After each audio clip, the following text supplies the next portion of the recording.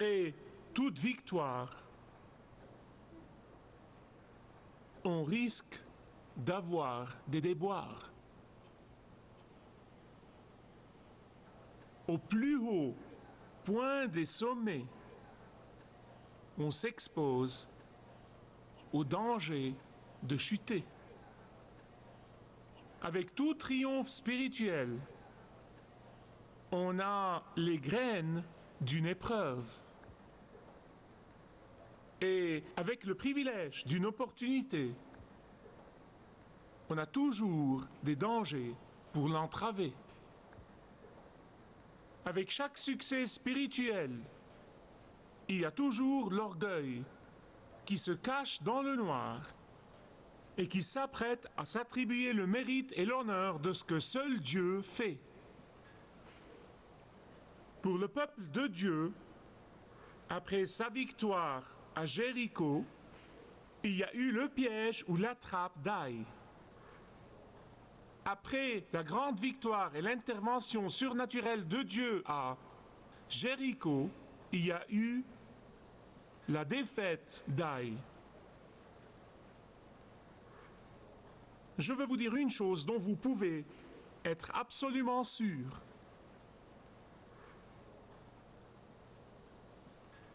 Ce que Dieu construit, Satan est toujours prêt à détruire. Ce que Dieu fait, Satan est toujours prêt à défaire. Et quand Dieu bénit, Satan est toujours prêt à prendre ses bénédictions pour les changer en malédictions. Où que Dieu vous mène, Satan est là et il est toujours prêt à vous faire faire un détour. Satan parle à certains d'entre vous aujourd'hui. Il vous bloque le cœur et l'esprit et la concentration. Je prie que l'Esprit de Dieu le lit. Si vous avez vos Bibles, je vous prie d'ouvrir à Josué 6 et 7. Après la victoire de Jéricho, écoutez ce que je vais vous dire. Après la victoire à Jéricho, qui était le fruit de leur obéissance inconditionnelle, qui était le résultat de leur soumission absolue, il y avait la petite ville d'Aï, Aï. Après le triomphe surnaturel que Dieu leur avait donné pour avoir obéi scrupuleusement et méticuleusement à sa parole, il y a eu la défaite d'Aï. Après la victoire de Jéricho, il y a eu le piège d'Aï. Et la même chose se produit de la même façon dans votre vie et dans ma vie. Qu'est-il donc arrivé après Jéricho? Eh bien, ils se sont laissés griser par l'orgueil. Comment je le sais? Eh bien, Dieu leur avait parlé dans Josué chapitre 6, verset 18. Dieu leur avait parlé, il leur avait donné une directive claire. Il leur avait donné un ordre clair. Il leur avait donné des instructions claires. Il leur avait donné l'ordre de mission. Oh, mais ça n'a pas plu à certains d'entre eux. Certains d'entre eux n'ont pas aimé les paroles que Dieu avait prononcées. Certains d'entre eux n'ont pas aimé ce que Dieu avait dit. Certains d'entre eux n'ont pas obéi inconditionnellement cette fois-ci. Cette fois-ci, certains d'entre eux ne se sont pas rendus compte que c'était Dieu qui leur avait remporté la victoire et non pas eux. Certains d'entre eux ne voulaient plus continuer à se soumettre au pouvoir surnaturel et à la souveraineté du Seigneur Dieu. J'aime beaucoup cette illustration. En fait, je l'ai utilisée dans l'un de mes livres, plusieurs fois en réalité, parce que c'est une illustration tellement profonde pour moi personnellement et pour le leadership de cette Église aussi. Le général Patton, qui était en fait un leader exceptionnel, a conçu une méthode exceptionnelle pour promouvoir ses officiers. Il alignait tous les lieutenants, tous les officiers qui devaient bientôt être promus, et il leur disait, officiers, je veux que vous creusiez un fossé derrière l'entrepôt Et je veux que ce fossé soit de 3 mètres de long, et je veux qu'il soit de 1 mètre de large, et je veux qu'il soit de 15 centimètres de profondeur. Ensuite, il s'en allait et se cachait dans une petite pièce, dans l'entrepôt, juste à côté de la pièce où tous les outils de creusement étaient gardés. Et les officiers venaient pour prendre les outils dans la pièce pour creuser le fossé. Et à leur insu, le général Patton écoutait chaque mot qu'il disait. Certains se plaignaient. C'est un travail humiliant pour des lieutenants. D'autres disaient, le général Patton n'aurait pas dû nous demander de faire ça, il aurait dû au moins nous donner des outils électriques. D'autres ronchonnaient en disant que c'est absurde, que c'est inutile de faire ça. D'autres se posaient des questions sur les dimensions spécifiques du fossé. Mais finalement, il y avait juste cette seule personne qui disait, quel que soit ce que veut tel ou tel, faisons-le vite et finissons-en. Et c'était celui qui aura la promotion. Maintenant, amis bien-aimés, je veux vous dire que Dieu aussi regarde d'en haut et qu'il cherche des hommes et des femmes, des garçons et des filles qui sont prêts à obéir à sa parole, sans modification, sans aucune réserve, sans aucun doute et sans aucune hésitation. Écoutez attentivement, parce que ce que je vais vous dire n'est pas conforme à ce que le monde essaye de vous dire. Ce que je vais vous dire n'est pas très populaire. Bien que Dieu vous aime, et il vous aime profondément, il n'est pas intéressé à vous voir améliorer ses commandements. Dieu vous aime et il vous aime profondément, mais il n'est pas intéressé à vous voir changer et modifier sa parole. Dieu vous aime et il vous aime profondément, mais il n'est pas intéressé par ce que vous ressentez concernant ses commandements. Dieu ne s'intéresse qu'à une seule chose, et c'est le degré de foi que vous êtes disposé à exercer dans votre obéissance inconditionnelle à lui. Dieu ne s'intéresse qu'au degré de confiance que vous êtes disposé à lui témoigner en suivant à la lettre son ordre de mission. Dieu ne s'intéresse qu'au degré d'engagement que vous êtes disposé à manifester dans votre vie, dans votre obéissance inconditionnelle à lui. Dieu ne s'intéresse qu'à ça. Nous apprenons à nos enfants de douter de tout le monde et de toutes choses. Et vous avez raison, puisque nous sommes entourés de mauvais gens. Mais lorsqu'il s'agit de notre relation avec Dieu, il ne doit y avoir aucune question. Il ne doit y avoir aucune modification. Il ne doit y avoir aucun vote. Dieu n'aime pas la démocratie lorsqu'il s'agit de notre relation avec lui. Mais Dieu ne s'intéresse pas à votre opinion. Il ne s'intéresse pas non plus à la mienne. J'ai essayé à plusieurs reprises de l'exprimer, mais il a décidé de l'ignorer. Dieu a donné aux Israélites ce qui semblait être un ordre bizarre. C'était vraiment un ordre bizarre. Mais quand ils lui ont obéi, ils ont eu la victoire. Pensez-y, franchement, qu'est-ce que c'est que cette absurdité que de tourner autour de cette muraille fortifiée de Jéricho, d'abord en silence, puis avec des cris. Non, mais ça n'a vraiment aucun sens. Il fallait tourner une fois par jour pour 6 jours consécutifs, puis 7 fois le 7e jour, puis sonner des trompettes. Mais qu'est-ce que c'est que ça? C'est quoi tout ça? Ça n'a vraiment aucun sens. C'est complètement illogique.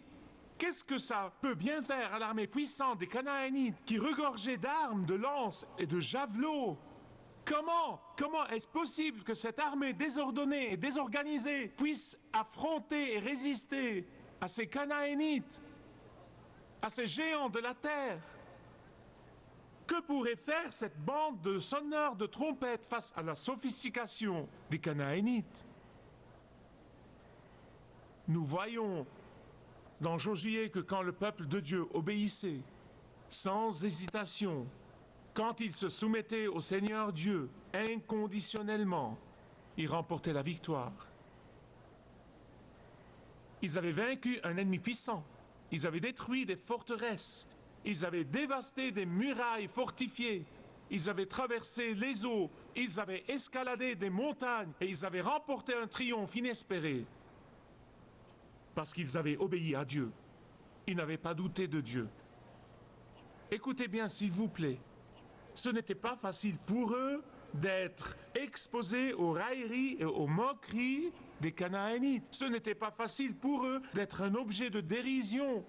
Ce n'était pas facile pour eux d'être la risée des Canaanites. Ce n'était pas facile, ça ne fait aucun doute. Mais qui a ri le dernier en fin de compte, hein? Qui a remporté la victoire? Le peuple de Dieu. Le peuple de Dieu. Ah, mais vous ne devez jamais, jamais, jamais, jamais, jamais, jamais, jamais, jamais, jamais, jamais oublier qu'après la victoire de Jéricho, il y avait le danger d'Aï. Ne l'oubliez jamais. Marquez-le dans votre esprit, marquez-le dans votre Bible. Après chaque Jéricho, il y a toujours un Aï. Une des choses que j'avais lues il y a très longtemps et qui est restée gravée dans ma mémoire est l'histoire du maréchal de l'armée Montgomery, surnommé Monty, qui a été désigné pour être commandant des forces alliées pendant la guerre en Afrique du Nord. Avant que Monty vienne commander les forces alliées, ces forces alliées étaient battues de plein fouet par Rommel, par les Allemands, sous les ordres de Rommel, qui était surnommé Renard du désert, Renard du désert. Non, mais les Alliés essuyaient des défaites, une défaite après l'autre, une défaite après l'autre, des défaites continues. Je veux vous dire une chose, écoutez-moi attentivement, ça vous concerne individuellement dans votre vie et dans votre maison et dans votre travail. Ça concerne tous les chrétiens. Voyez, parce que la graine de la défaite des forces alliées en Afrique du Nord est la même graine de défaite que Satan sème dans la vie de chacun de nous. Montgomery a appris que quand son prédécesseur, le commandant des forces alliées en Afrique du Nord, donnait un ordre, cet ordre était mis en doute à tous les échelons de l'hiérarchie. Tous les officiers voulaient le changer, le modifier. Tous les officiers pensaient qu'ils pouvaient l'améliorer. Tous les officiers voulaient modifier ce commandement. Tous les officiers voulaient choisir ce qu'ils voulaient obéir. Tous les officiers voulaient obéir aux ordres qui leur plaisaient et désobéir aux ordres qui ne leur plaisaient pas. Et cela était précisément le secret de la défaite continue. Maintenant, amis bien-aimés, écoutez-moi s'il vous plaît. Si vous êtes vaincu spirituellement, si vous menez une vie de frustration et de colère, si vous êtes asservi à n'importe quelle forme de dépendance, que ce soit l'alcoolisme ou que ce soit les drogues ou que ce soit la pornographie, si vous êtes spirituellement refroidi, si vous vous apitoyez sur vous-même de façon continue, si vous dites perpétuellement et invariablement « Oh, pauvre de moi !» Si vous faites continuellement des fêtes d'apitoiement sur soi, je veux vous dire une chose, vous allez continuellement être vaincu. Parce que la raison de votre défaite, c'est que vous mettez la parole de Dieu en doute. La raison de votre défaite personnelle et de votre défaite collective, c'est que vous essayez de contourner la parole de Dieu. La raison de votre défaite, c'est que vous refusez de comprendre ce que veut dire l'autorité spirituelle de la Bible. La raison, c'est que nous sommes trop occupés à ne penser qu'à nous-mêmes et à notre petit monde et nous oublions Dieu et son royaume. Voilà ce que le maréchal Montgomery a dit. Il a dit « J'étais décidé à changer cet état des choses immédiatement. » Et c'est précisément ce que vous et moi devons faire aujourd'hui.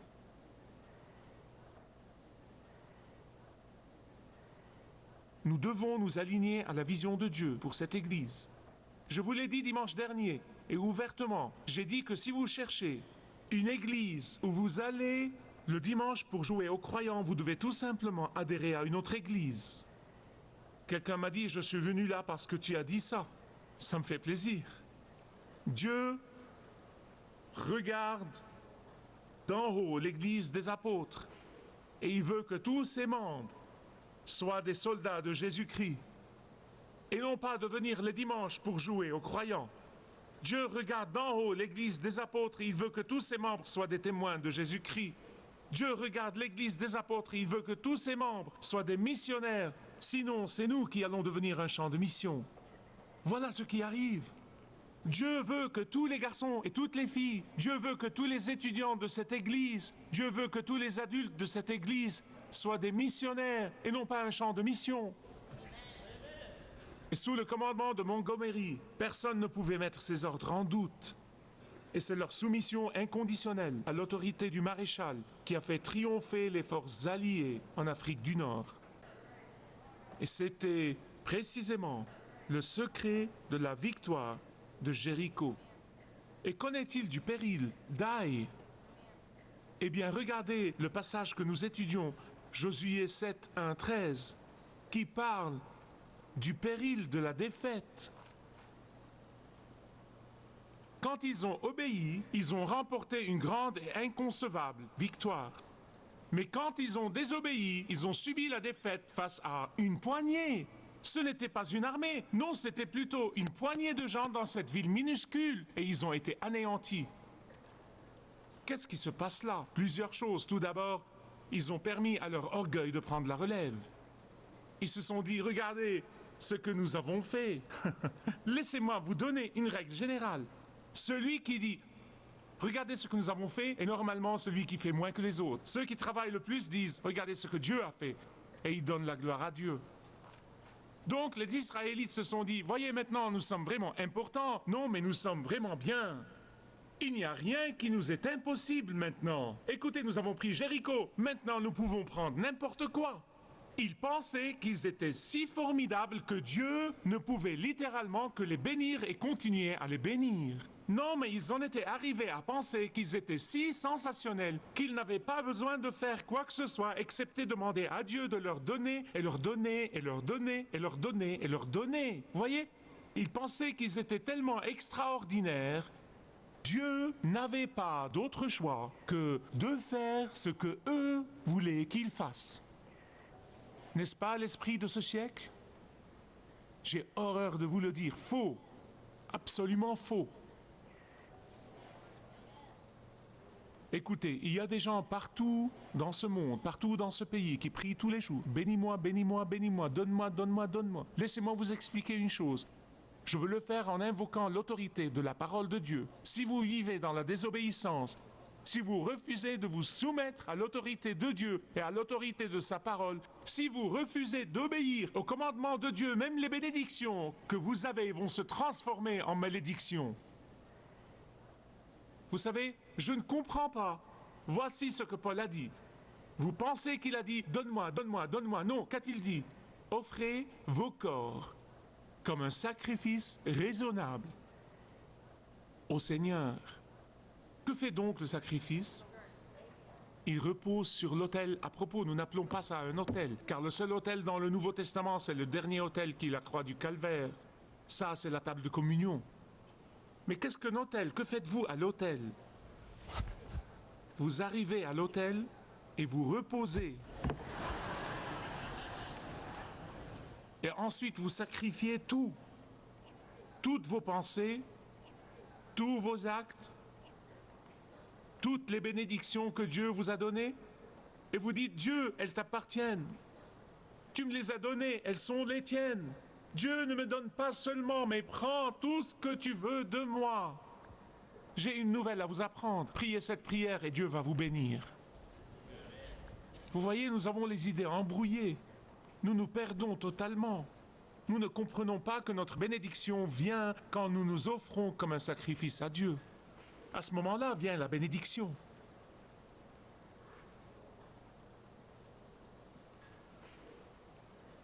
Akan, fils de Carmi, une personne. Il voulait tellement que Dieu le bénisse, mais ce faisant, il a désobéi au commandement de Dieu. Akan a abusé de la bonté de Dieu à tel point qu'il a décidé de faire ce qui lui était profitable et de piquer les bénédictions de Dieu en transigeant sur son commandement. Jésus dit qu'il y avait un homme. C'était un homme qui a été béni de Dieu et qui a regardé ses bénédictions et qui a dit « Je peux faire plus, je peux avoir mieux ». Il a regardé autour de lui, il a réalisé qu'il devait agrandir l'envergure de ses affaires. En fait, il l'a fait. Et puis il s'est dit dans son cœur, « Oh, comment bénirais-je les autres maintenant ?» Non, ce n'était pas ce qu'il s'est dit. « Comment bénirais-je le royaume de Dieu maintenant ?» Ce n'était pas ce qu'il s'est dit.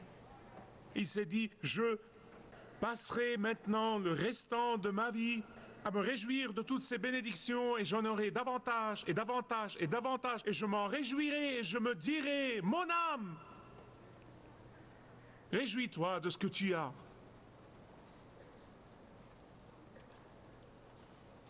N'est-ce pas l'esprit des temps modernes? Ne l'est-il pas?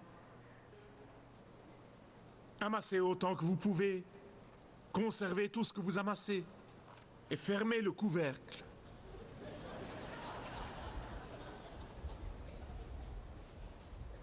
À quand en fait l'a fait? Je me demande combien d'entre nous le font.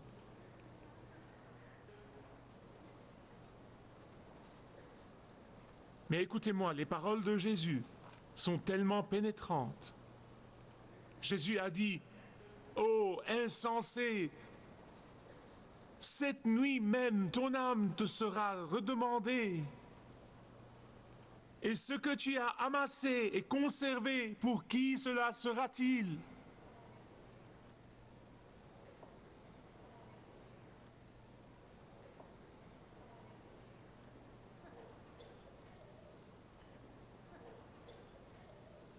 Le peuple d'Israël a été carrément battu par la petite ville d'Aï, par un groupe minuscule de gens.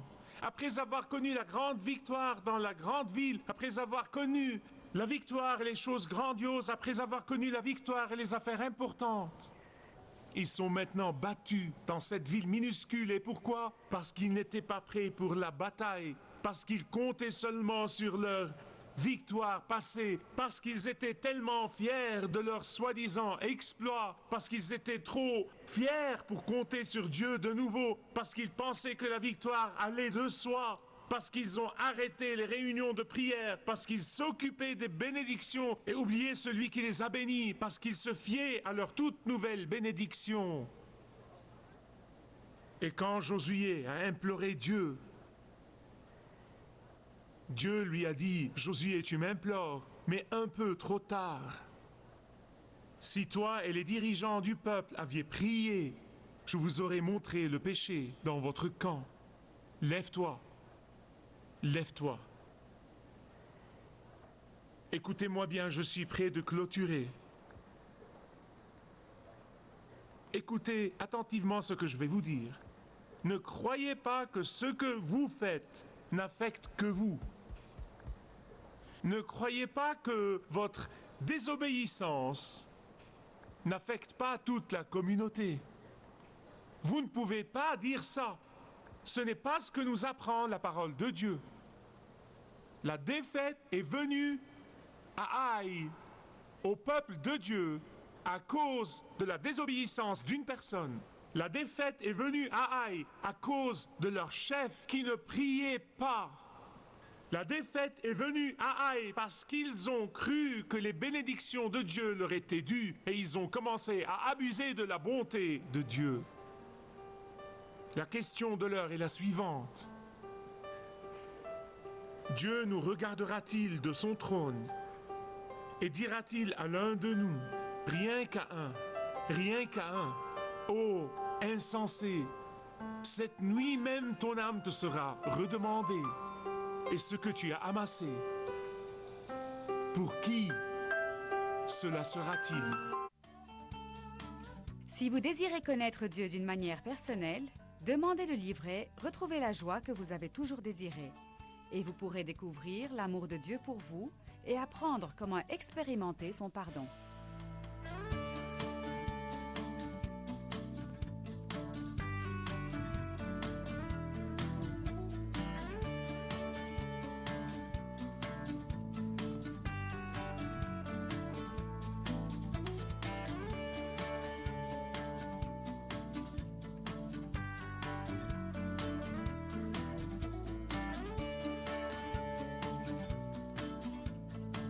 Si vous avez une relation personnelle avec Dieu, et vous êtes intéressé à marcher plus intimement avec lui, demandez le livret 7 pas sur le chemin de la foi qui vous guidera dans une relation plus profonde avec votre Père céleste. Demandez votre livret gratuit.